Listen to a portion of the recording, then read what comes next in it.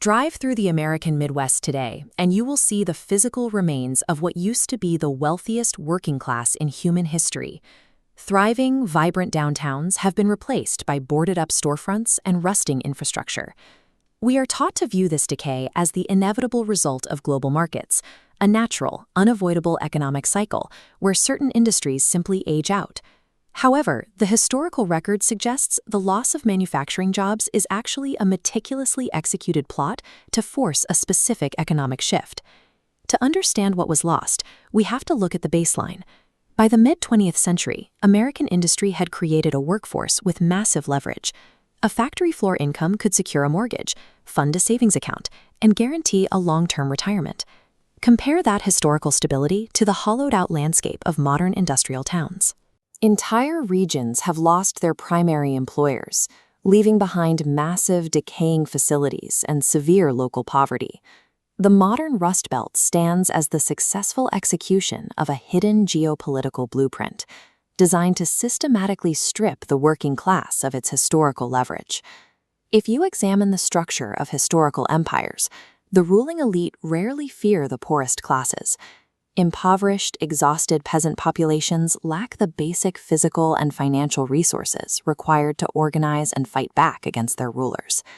A thriving middle class, however, possesses property ownership, deep savings, and job security. Those assets create a high degree of independence. People who do not rely on the state for their daily survival form an impenetrable barrier to absolute tyranny. In 1968, an organization called the Club of Rome emerged to target this independence. It served as a strategic merger between wealthy Anglo-American financiers and the ancient European Black Nobility, aristocratic families whose dynastic wealth has historically operated far beyond the reach of public scrutiny. Intelligence researchers like Dr. John Coleman identify this group as an executive arm for a shadow body known as the Committee of 300. Their objective was to secure a totalitarian one-world government by neutralizing the one demographic capable of resisting it, the financially independent middle class.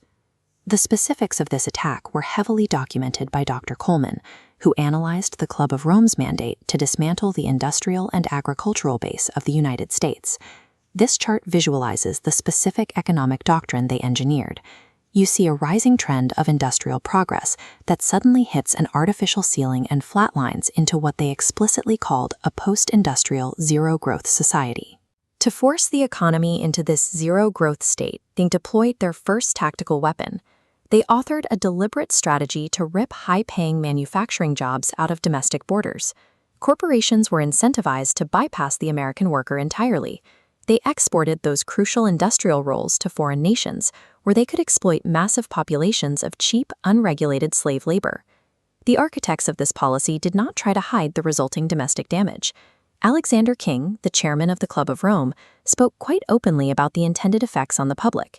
King even stated that the American people must get used to the idea that they will never, ever again in their lifetime experience full employment. The thousands of factory closures and the resulting layoffs across the nation were treated as calculated logistical victories by the very people engineering the collapse. Stripping away jobs was only half the battle plan. The second objective was to systematically cut off access to cheap, independent energy sources, which serve as the essential lifeblood of any thriving industrial economy. To accomplish this without sparking an immediate revolt, the shadow government required a brilliant public relations cover. They heavily financed a fabricated environmentalist movement to mask their destructive intent behind a facade of planetary benevolence. Their primary target was nuclear energy. Nuclear power possessed the technological capacity to provide centuries of clean, limitless electricity, exactly the kind of abundant resource required to fuel massive American industrial expansion. The Club of Rome countered this potential by popularizing the myth that the Earth was rapidly running out of natural resources. They funded literature and campaigns that branded human industrial expansion as a cancer on the planet. This psychological operation was wildly successful. It weaponized well-meaning citizens, convincing them to march in the streets and protest against the exact energy infrastructure that guaranteed their own national independence. By combining the mass exportation of manufacturing jobs with the deliberate strangulation of cheap domestic energy, the elite successfully blocked upward mobility and neutralized the economic sovereignty of the nation.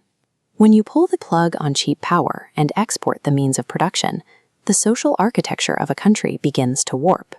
This cyclical flowchart illustrates the resulting trap. As you can see, manufacturing loss and energy scarcity feed directly into the financial exhaustion of the middle class.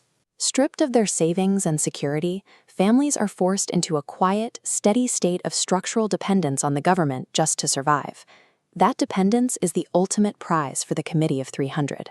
A nation of strong, secure homeowners possesses the financial leverage to push back against state mandates.